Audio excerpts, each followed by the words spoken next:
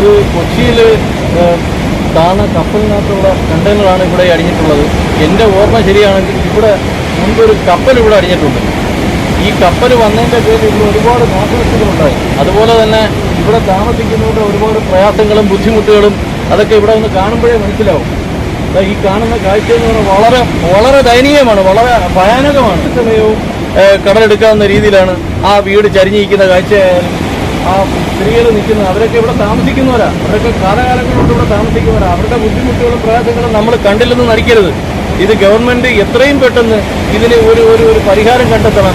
അതുപോലെ തന്നെ ഈ കപ്പൽ ഈ കൊച്ചി തുറമുഖത്ത് അത് 70 കിലോമീറ്റർ അകലെയാണ് ഇത് കപ്പൽ താഴ്ന്നതെന്ന് പറയുന്നത്. അതിൻ്റെ അടിയൊഴുക്കുകൾ കാരണം ഈ കപ്പൽ എന്തുകൊണ്ടാണ് അവിടെ വന്നപ്പോൾ താരാനുള്ള കാരണം ഇത് പലരും പറയുന്നു, ഇൻഷുറൻസിൻ്റെ കാര്യമൊക്കെ പറയുന്നുണ്ട്. അതിൻ്റെ അടിയൊഴുക്കൽ ഗവൺമെൻറ് കണ്ടെത്തണം. ഇത് നിയമപരമായിട്ട് വേണ്ടത്. ഈ കപ്പലിനകത്തുള്ള സാധനങ്ങളാണ് ഈ കാണുന്ന ആ ഒഴുകി നടക്കുന്നത്. ഇത് സത്യത്തിൽ ഇതിപ്പോൾ തുറന്നു കിടക്കുകയാണ് ഈ കണ്ടെയ്നർ. ഇതിനകത്തുള്ള സാധനങ്ങൾ പലയിടത്തായിട്ട് ഇങ്ങനെ ഒഴുകി നടപ്പുണ്ട്. പിന്നെ ഇവിടുത്തെ കാഴ്ച വളരെ ദയനീയമാണ്. അത് എത്രയും പെട്ടെന്ന് ഇവിടുത്തെ ഭരണാധികാരികൾ ബന്ധപ്പെട്ട് നല്ലൊരു തീരുമാനമെടുത്ത് ഇതൊക്കെ ഒന്ന് റെഡിയാക്കി കൊടുക്കണം എന്ന് മാത്രമേ എനിക്ക് പറയുവാനുള്ളൂ.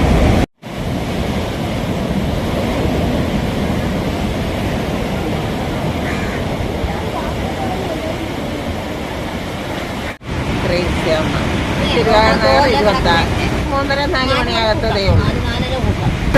ഇതിൻ്റെ ആ ഭാഗത്തു നിന്നാണ് വന്നത്. അവിടെ നമ്മുടെ ആ മരണം കാണുന്ന അവിടുന്ന് വന്ന് നിശ്ചയം തിരിഞ്ഞ് കടലടിച്ച് ഒരിടത്ത് കയറി അവിടുന്ന് തട്ടിയെടുത്ത് ഇവിടെ വരെ കൊണ്ടുപോകും. അതിൽ കിടന്ന സാധനമായി ഇവിടെ ഇറങ്ങിയതാണ്. പിന്നെ ഇനി അതിനകത്ത് എന്തുണ്ടോ ഏതുണ്ടോ ഒന്നും നമുക്കറിയത്തില്ല. പിന്നെ കന്നാസ കാര്യങ്ങളൊക്കെ കടലിൽ ഇങ്ങനെ ഒഴുകി വരുന്നുണ്ട്. അതെന്താണെന്നും ഏത് സ്ഫോടനമാണെന്നും ഞങ്ങൾക്കറിയത്തില്ല. ഭീതിയോടെയാണ് ഇവിടെ നിൽക്കുന്നത്. ഞങ്ങളെ സംരക്ഷിക്കാൻ സർക്കാർ 10 ലക്ഷം തരാമെന്നും പറഞ്ഞാൽ ഇവിടെയുള്ള ജനങ്ങളെയൊക്കെ കൊടുത്ത് തീർന്നവരുണ്ട്, കൊടുത്ത് തീരാത്തവരുണ്ട്, 2ാം ഘട്ടം കൊടുക്കാത്തവരുണ്ട്. അതൊക്കെ കഴിഞ്ഞ് ഞങ്ങൾക്ക് ഏപ്രിൽ മാസത്തിൽ ഞങ്ങളുടെ കാര്യത്തിന് ഞങ്ങൾക്ക് തീർപ്പുണ്ടാക്കാമെന്ന് പറഞ്ഞവർ ഇപ്പം ഞങ്ങളോട് പറയുന്നത് ഇപ്പോഴൊന്നും കണ്ടില്ല, അതുകൊണ്ടൊന്നും പ്രതീക്ഷിക്കുന്നില്ല. ഞങ്ങളിങ്ങനെ എങ്ങും പോയി സ്കൂളിൽ അല്ലെങ്കിൽ മറ്റുള്ളവർക്ക് പോയി നമുക്ക് അറിയേണ്ട കാര്യമില്ല. ദുരിതാശ്വാസ ക്യാമ്പ് തുറന്നായിരുന്നോ? ദുരിതാശ്വാസ ക്യാമ്പ് ഞാൻ ഇവിടെ വന്നതാണ്. ഇവിടുത്തെ കൗൺസിലറും ഇവിടെയുള്ള കുറച്ച് പിള്ളേരും വേറെ ആരൊക്കെ ഇവിടെ വന്നു. പക്ഷെ ഞാൻ നേരത്തെ പറഞ്ഞിട്ടുണ്ട്, ഞാൻ ദുരിതാശ്വാസ ക്യാമ്പിലോട്ട് ഞാനില്ല. പിന്നെ ഇവിടെ ഉള്ളവർ പോകുന്നവരാരും അപ്പോൾ ആർക്കും പോകണ്ട, ആരും പോയതുമില്ല. ഇവിടെ ഉണ്ട് ഇപ്പം വെള്ളമില്ല, കുടിവെള്ളമില്ല. പിന്നെ ഇങ്ങോട്ട് കുടിവെള്ളം കിട്ടത്തില്ല. ഒരു വണ്ടി വരണമെങ്കിൽ തന്നെ വെള്ളവും വാട്ടർ വണ്ടി വരണമെങ്കിൽ തന്നെയും റോഡില്ല. അങ്ങ് വന്ന് നിൽക്കത്തതേ ഉള്ളൂ. പിന്നെ കറണ്ട് ആ പോസ്റ്റ് മറിഞ്ഞു വീണ, ആ മൂലക്കുള്ള ഇഞ്ചിൻ്റെ അടുത്ത് വയ്ക്കുന്ന പോസ്റ്റ് മറിഞ്ഞു വീണ ഞങ്ങൾക്ക് കറണ്ട് ഇല്ല. ഇതാണ് ഞങ്ങളുടെ അവസ്ഥ. ആകപ്പാടെ ഒരു ദുരിതാവസ്ഥയാണ്. ദുരിതാവസ്ഥയെന്ന് വെച്ചാൽ നരകാവസ്ഥയാ, നരകം എന്ന് പറഞ്ഞാൽ ഞാൻ വരെ ഞങ്ങൾക്ക് വെള്ളം ഉണ്ടായിരുന്നു. ഇന്നലെ തൊട്ട് ഞങ്ങൾക്ക് വെള്ളമില്ല. കുടിവെള്ളം കടലെടുത്തോട്ട് പോയി. കുടിവെള്ളം തരം മുട്ടിയൊരു സാഹചര്യമാണ് ഇപ്പം നിലവിൽ. 1-2 ദിവസം വെള്ളം ഇല്ലെങ്കിൽ ഞങ്ങൾക്ക് പിന്നെ കൗൺസിലർ ഉടനെ തന്നെ വെള്ളം വിളിച്ച് കണ്ടിൽ കൂടെ വരുമായിരുന്നു. ഇപ്പോൾ അത് അവർക്കും വരാൻ പറ്റാത്ത ദിവസം നമ്മൾ അവരെ കുറ്റം പറയുന്നില്ല. അവരെങ്ങനെ വരണം? കൗൺസിൽ ആരാണ് അന്ന് നിൽക്കുന്നതേ നമുക്ക് ഭയമായിട്ടിരിക്കുന്നത്. ആ പിന്നെയും പുറകിന് വരുന്നെന്നും പറയുന്നു. ഇനി എന്തൊക്കെ സംഭവിക്കാൻ പോകുന്നെന്നും ഞങ്ങൾക്കറിയത്തില്ല. ഇവിടെ ഒരു കപ്പലടിച്ച് കയറിയതാണ് ഇതിൻ്റെ കാരണം. കപ്പലടിച്ച് കയറിയ നാൾ തൊട്ട് ഞങ്ങൾക്ക് ദുരന്തമാണ്. അത് കഴിഞ്ഞ് കള്ളക്കടൽ വന്ന് അന്ന് തൊട്ട് ഞങ്ങൾ ഭയന്നാണ് ഇവിടെ കിടക്കുന്നത്. ആ ഇടയ്ക്കൊക്കെ കുറേ ആൾക്കാരൊക്കെ വന്ന് കണ്ടുപോയി, എടുത്തു പോയി, അതൊക്കെ തന്നെ. പിന്നെ കയറിയില്ല. ഇന്ന് ഞങ്ങളെ ഇവിടുന്ന് മാറ്റാനായിട്ടല്ല എവിടെ കൊണ്ടത് പാർപ്പിക്കാതെ. ഈ പാർപ്പിക്കാൻ പോകുന്നവരെ കൊണ്ടങ്ങ് ആക്കിയിട്ടങ്ങ് പോകും. പിന്നെ അവർ തിരിഞ്ഞു നോക്കുമോ? ഞങ്ങളുടെ കാര്യങ്ങൾ എങ്ങനെ നടക്കുന്നെന്ന് ഞങ്ങൾക്ക് എങ്ങനെ ഊഹിക്കാൻ കഴിയും? അതുകൊണ്ട് അതിനും തയ്യാറല്ല. എന്ത് ദുരന്തം വന്നാലും എന്ത് നരകമായാലും ഇവിടെ തന്നെ കിടക്കും. സ്ഥലപ്പേരെന്തുവാ? മാരിയമ്മ കോവിൽ. പുറകു പൊതുവിൽപ്പനയുടെ ഈ ഭാഗമല്ലാതെ തന്നെ അല്ലേ?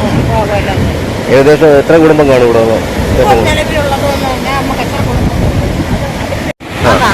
അതിന്റെ അപ്പുറത്ത് വേറൊരു വീട്, മറ്റേ ബാക്കിൽ ഒരു വീട്.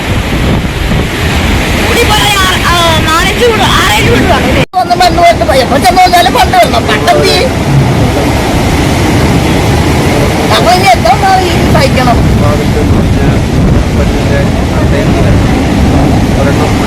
അതുകൊണ്ട് ഞങ്ങൾക്കിപ്പോ വേറെ ഒന്നുമില്ല. സർക്കാർ അതിന് വേണ്ട നടപടി എടുക്കുക.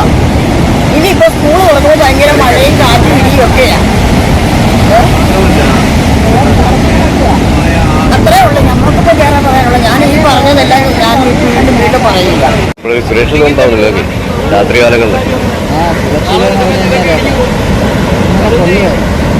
അതല്ലേ അത് പറച്ചിൽ അനുഭവിക്കാനുള്ള നമ്മൾ അനുഭവിക്കല്ലേ.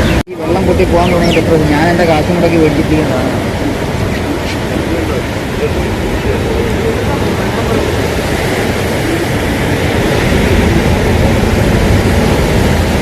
എൻ്റെ പേര് ദാസ്.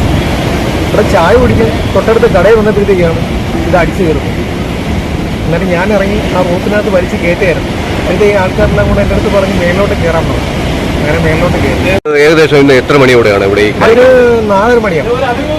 4:30 മണിയാണ്. അപ്പോൾ ഈ സംഭവം നടക്കുമ്പോൾ ഒറ്റയ്ക്കായിരുന്നോ ഇതിനു വേണ്ടി? ഇല്ല, ഇവിടെ ജനങ്ങളുണ്ടായിരുന്നു. ഇവിടെ എല്ലായിടത്തും പല മേഖല ഇത് മേളയിൽ ഇങ്ങനെ തീരവെച്ച് ഇങ്ങനെ പൊങ്ങി വന്നതാണ്. കാരണം ഞങ്ങളിവിടെ നോക്കിയിരുന്നപ്പോൾ ഈ കരയിലാണ് ഈ സംഭവം വന്ന് കയറി വന്നപ്പോഴത്തേക്ക് ഇവിടെ സ്ത്രീയും ഞാനും മാത്രമാണ്. അതായത് ഞാൻ താഴെ ഇറങ്ങി ആ റൂട്ടിൽ പിടിച്ച് മേളിൽ ഇങ്ങോട്ട് വലിച്ചപ്പോഴത്തേക്ക് മേളിൽ ചെയ്യുന്ന ആൾക്കാരെ കണ്ടിട്ട് പറഞ്ഞ് മേളിലോട്ട് കയറി റിട്ടേൺ വന്ന് അടിക്കുമെന്ന് പറഞ്ഞു. അങ്ങനെ ഞാൻ മേളിലോട്ട് കയറി. പിന്നെ റിട്ടേൺ കമറ്റി അടിച്ച് അവിടെ കിടന്നേരുന്നു. ഇപ്പം ഏതാണ്ട് ഇപ്പം ഇത്രയും മണിക്കൂർ കൊണ്ട് ഈ സാധനം ഇവിടെ കിടക്കണം. അങ്ങനെ പോലീസുകാരും ഒക്കെ വന്ന് കാര്യങ്ങൾ പറഞ്ഞു. മേളിൽ കയറി പിന്നെ അവർ പറഞ്ഞ് ആരും താപ്പോട്ട് ഇറങ്ങണ്ട, അതിനകത്ത് വേറെ സാധനങ്ങളുണ്ട് എന്ന കാര്യങ്ങൾ പറഞ്ഞു. വന്നതിനെ കുറിച്ച് നമ്മളിവിടെ ഇപ്പം ജീവിതത്തിൽ ആദ്യമായിട്ടൊരു സംഭവമാണ് ഇങ്ങനെ ഒന്ന് കയറുന്നത്. ഇങ്ങനൊരു സംഭവം ഇവിടെ ആദ്യമായിട്ടാണ്. ഇവിടെ ഇതിനു മുമ്പായിട്ട് നമ്മൾ ആ കാട്ടുതോപ്പിൽ തിമിംഗലം വന്ന് കയറിയാണ്. ഈ കപ്പലിൻ്റെ ഒരു സാധനം ഇപ്പോൾ ജീവിതത്തിൽ ആദ്യമായിട്ടാണ് വന്ന് കയറുന്നത്. ഇതൊരു കപ്പൽ വന്ന് നേരെ കാട്ടുതോപ്പിൽ കയറിയാണ്.